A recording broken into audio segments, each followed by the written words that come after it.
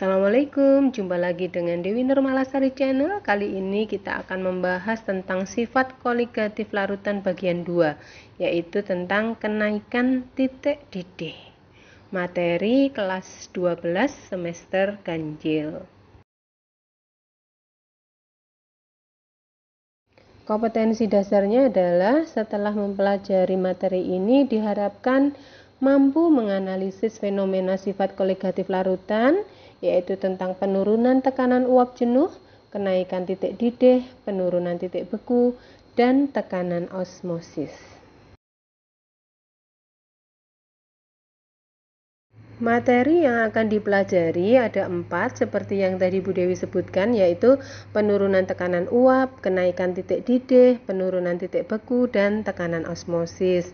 Untuk kali ini fokusnya pada kenaikan titik didih. Kalian sudah siap? Oke. Kita sering ya menyebut istilah titik didih. Sebetulnya apa sih titik didih itu? Titik didih itu adalah suhu di mana tekanan uap di atas permukaan zat cair sama dengan tekanan udara luar. Itulah yang disebut dengan titik didih. Paham? Oke. Kenaikan titik didih adalah selisih antara titik didih larutan dengan titik didih pelarutnya. Contoh gampangnya seperti ini, misalnya ya, sebetulnya ini ada praktikumnya seperti itu karena ini kondisi pandemi ya, tidak bisa praktikum di sekolah, mungkin bisa kalian praktikkan di rumah. Misalnya gini, merebus atau mendidihkan 100 gram air, kita ukur suhunya berapa. Kita pasti semuanya sudah tahu ya, titik didihnya air itu adalah 100 derajat Celcius. Setelah itu kita didihkan 100 gram larutan garam. Nanti titik didihnya akan lebih dari 100. Nah, selisihnya antara titik didih air dengan larutan garam itu disebut kenaikan titik didih. Bisa dipahami ya? Oke. Berikut ini adalah diagram tekanan versus suhu larutan dan pelarut. Kalau Anda cermati di sana ada delta TB atau kenaikan titik didih ya. Kalau kalian lihat di pojok kanan atas, di situ digambarkan bahwa titik didih pelarut H2O, titik didihnya kita paham semua ya, 100 derajat Celcius, dan titik didih larutannya ada di sebelah kanannya, artinya lebih besar kan ya. Selisihnya antara titik didih pelarut dan titik didih larutan ini, itulah yang disebut dengan kenaikan titik didih. Bisa dipahami? Oke. Pada materi sifat koligatif larutan itu ada istilah tetapan kenaikan titik didih molal atau disingkat KB. Apakah KB itu? KB adalah besarnya kenaikan titik didih untuk 1 molal larutan. Kalian bisa cermati di sana ada tabel yang Bu Dewi sertakan ya, misalnya untuk air, pelarut air itu kita tahu semuanya bahwa titik didih air adalah 100. Kemudian tetapan kenaikan titik didih molalnya adalah 0,52. Kemudian untuk alkohol titik didihnya 78,5. Kemudian harga KB-nya atau tetapan kenaikan titik didih molalnya 1,19 dan seterusnya. Bisa kalian cermati di situ. Oke? Bagaimana cara menentukan titik didih larutan non-elektrolit? Ya, dulu waktu kelas 10 kita kan sudah pelajari ya, larutan itu ada 2 macam, ada larutan elektrolit dan larutan non-elektrolit. Nah, sekarang bagaimana cara menentukan titik didihnya? Besarnya kenaikan titik didih larutan merupakan hasil kali antara tetapan kenaikan titik didih molal atau KB dengan konsentrasi molal dari larutannya. Dapat dirumuskan dengan delta TB sama dengan KB kali M, di mana delta TB adalah kenaikan titik didihnya, sedangkan KB adalah tetapan kenaikan titik didih molal dan M-nya itu adalah molalitas dari larutannya. Lalu untuk menentukan titik didih larutan merupakan titik didih pelarut ditambah dengan besarnya kenaikan titik didih, sehingga dapat ditulis rumusnya TB atau titik didih sama dengan TB0 atau titik didih pelarut murninya ditambah dengan delta TB. Seperti tadi ya, delta TB adalah kenaikan titik didih larutannya. Begitu cara menentukan titik didih larutan non-elektrolit. Bisa dipahami? Oke. Rumus molalitas larutan itu bagaimana? Sebetulnya ini sudah dipelajari dulu waktu kelas 10 ya. Baik, ini kita ingat kembali bahwa molalitas itu dapat dihitung dengan cara jumlah mol zat terlarut dibagi dengan jumlah kilogram pelarut. Atau kalau dirumuskan, M sama dengan massa per mR kali 1000 kali P, di mana P-nya adalah jumlah kilogram pelarut. Sudah ingat ya? Oke. Selanjutnya menentukan titik didih larutan elektrolit. Ini rumusnya harus dikalikan dengan faktor I, yaitu faktor Van Hoff yang dinyatakan dengan rumus I sama dengan 1 ditambah N-1 kali alfa, di mana N-nya adalah jumlah ion, sedangkan alfanya adalah derajat ionisasi. Jumlah ion itu misalnya begini, NaCl. Kalau mengalami ionisasi akan menghasilkan 1 ion Na+, dan 1 ion Cl-, maka jumlah ionnya sama dengan 2.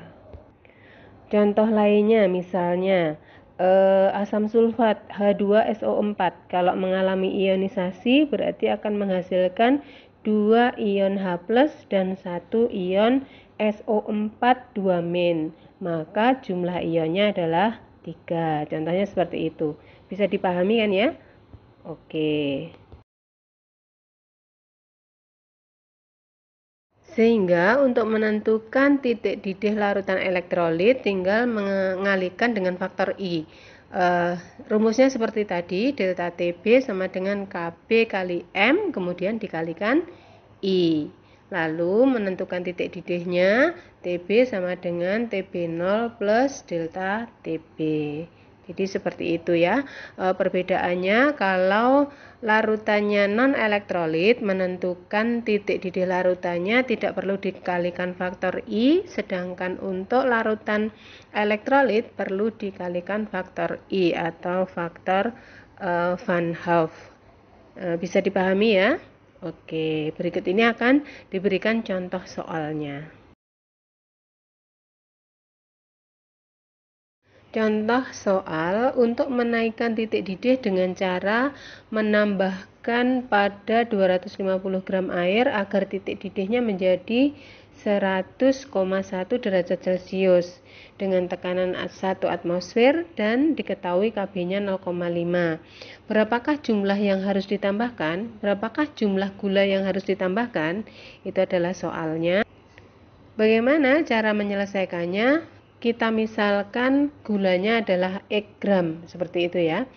Kemudian titik didih larutan itu sama dengan titik didih pelarut murni atau titik didih air ditambah dengan kenaikan titik didih. Dalam soal diketahui titik didih larutannya adalah 100,1 derajat Celcius. Berarti kenaikan titik didihnya adalah 0,1. Angka 0,1 itu diperoleh dari 100,1 dikurangi 100. Sehingga ketemu angka kenaikan titik didihnya adalah 0,1 derajat Celcius. Nah, setelah itu kita masukkan ke rumus yang tadi kita pelajari. Delta TB sama dengan KB kali M. Delta TB-nya sudah kita hitung tadi 0,1 ya. Kemudian KB-nya diketahui di soal 0,5. Kemudian kita kalikan dengan X per MR. X ini adalah massa gulanya, MR ini adalah MR dari gula, dikalikan 1000 per P. Harga MR-nya diketahui dalam soal yaitu 342. Dan P-nya juga diketahui dalam soal yaitu 250 gram. Sehingga akan ketemu angka 34,2 sama dengan 2X. Sehingga X sama dengan 34,2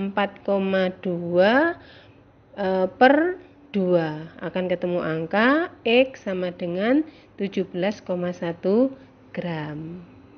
Demikian. Bisa dipahami ya? Oke. Selanjutnya contoh soal yang kedua, sebanyak 37 gram kalsium hidroksida yang rumus kimianya CaOH2 dilarutkan ke dalam 250 gram air. Larutan tersebut mendidih pada suhu 102,6 derajat Celcius. Jika ArCa sama dengan 40, H sama dengan 1, O 16, dan Kb diketahui Kb-nya air adalah 0,52, derajat ionisasi basa tersebut sebesar titik-titik persen. Itu pertanyaannya. Bagaimanakah cara mencari jawabnya, cara mengerjakannya? Kita ionkan dulu CaOH2 itu kalau diionkan akan menghasilkan Ca2 plus 2OH-. Berarti ada 3 ion.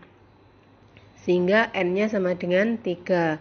Setelah itu kita cari harga MR CaOH2. Seperti biasa kita hitung MR-nya ketemu 74. Setelah itu kita cari delta TB-nya. Delta TB-nya berarti diketahui di soal tadi 102,6 dikurangi titik didih air murni itu 100, sehingga delta TB-nya sama dengan 2,6 derajat Celcius. Nah, setelah ketemu angka 2,6 kita masukkan dalam rumus. 2,6 sama dengan massa dari CaOH2 tadi 37 dibagi MR-nya 74 kali 100 dibagi P. P-nya tadi adalah 250 gram kali KB. KB-nya tadi 0,52. Kemudian dikalikan faktor I. Setelah dihitung maka akan diperoleh 2,6 sama dengan 4 kali 0,26 kali I. Nah, I-nya ini bisa dihitung berarti 2,6 dibagi 4 kali 0,26 akan ketemu 2,5, sehingga harga I-nya ketemu 2,5. I rumusnya tadi 1 ditambah N-1 kali alfa. I-nya tadi 2,5 sama dengan 1 ditambah N-nya tadi 3 ya, 3 min 1 kali alfa. Sehingga 1,5 sama dengan 2 alfa. Alfa sama dengan 1,5 dibagi 2 sama dengan 0,75, berarti sama dengan 75%. Bisa dipahami ya? Oke. Demikian tadi pembahasan kita tentang sifat koligatif larutan bagian 2, yaitu tentang kenaikan titik didih. Mudah-mudahan manfaat. Saya sarankan untuk membaca-baca literatur tentang sifat koligatif larutan ya, supaya lebih paham. Terima kasih telah menonton video dari awal hingga akhir. Jangan lupa subscribe, like, dan share ya.